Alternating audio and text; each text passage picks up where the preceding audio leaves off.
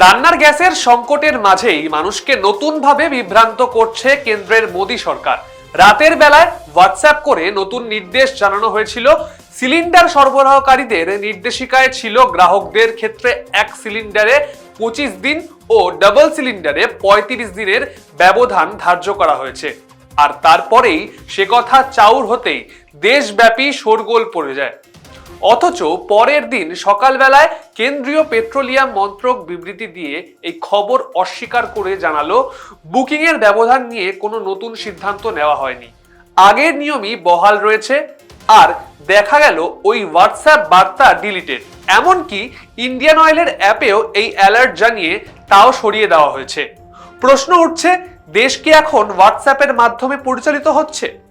একদিকে জাতীয় নির্বাচন কমিশন এসআইআর সংক্রান্ত নির্দেশ হোয়াটসঅ্যাপে দিচ্ছেন, গ্যাস বুকিং এর নতুন নিয়মও জানানো হচ্ছে একই মাধ্যমে, যাতে প্রয়োজনে তা সহজেই মুছে ফেলা যায়।